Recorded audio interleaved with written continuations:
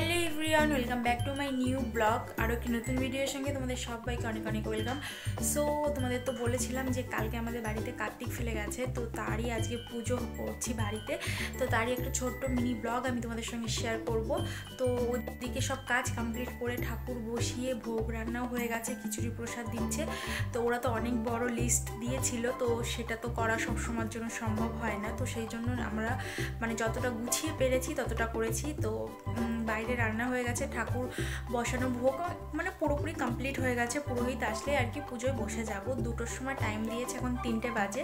যাই হোক, তো আমি সব কিছু গুছিয়ে তারপর এই যে এখন ঘরে এসে একটু শাড়ি পরে নিয়েছি, কারণ পুজো করবো, একটু শাড়ি না পরলে হয় না, বাড়ির বউ যেহেতু। তো সেই জন্য এই যে একটু শাড়ি পরে নিয়েছি। তো চলো বাইরে যাই, বাইরে গিয়ে অঞ্জলি দিই আর তোমাদের দেখাই যে কিভাবে কি করছি না করছি। আর স্কিপ করো না, আশা করি ভালো লাগবে পুরো ভিডিওটা। আমি তো বাড়িতে ছিলাম না, বাপের বাড়িতে ছিলাম। তো কালকেই ফিরেছি, আর ফিরেই দেখি যে বাড়িতে কার্তিক ফেলে গেছে। সেটা তো তোমাদের দেখিয়েছি। তারপর এই যে ভোরবেলায় ঘুম থেকে উঠে এদিকে সব কিছু তোড়জোড় শুরু হয়ে গেছিলো পুজোর। এদিকে দেখো সব কিছু গোছানো কমপ্লিট হয়ে গেছে। আমার হাজব্যান্ডের স্টুডেন্টরা এসেই ওরা সব হাতে হাতে গুছিয়ে দিয়েছে। আর এদিকে মামনি এই যে খই নাড়ু এগুলো তৈরি করছিল উপস্থিত মতে আর কি। যতটুকু আমরা গুছিয়ে পেরেছি ততটাই আর কি গোছানো হয়েছে, কারণ হট করে একদিনের ভিতরে এত কিছু সম্ভব হয়ে ওঠে না। অনেক নিয়ম থাকে কার্তিক পুজোর, সেগুলো তো আর সম্ভব হয় না একদিনের ভিতরে। 1 মাস থেকে প্রস্তুতি করতে হয়, ধানের আর কি পাতও ফেলতে হয়, পাতোর ভিতরে কার্তিক ঠাকুরকে বসিয়ে পুজো করতে হয়, সেগুলো তো আর হয়নি। যতটা পেরেছি ততটাই আর কি করার চেষ্টা করেছি আমরা সবাই। তো এদিকে যে খিচুড়ি রান্না হবে তার প্রস্তুতি চলছে। বিশ্বাসের দিকে ডালটা ভেজে নিচ্ছে মামুনি, আর বিশ্বাসের একটা স্টুডেন্ট আর কি মামুনি রান্না করেছে, ও একটু হেল্প করেছে।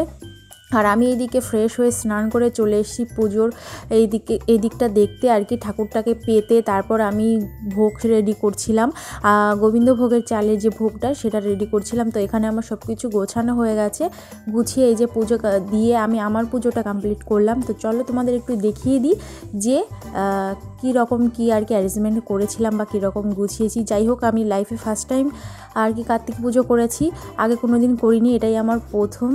তো কার্তিক নিজের ইচ্ছায় আমার বাড়িতে এসছে, তো থেকে যাক, আমি এটাই চাই।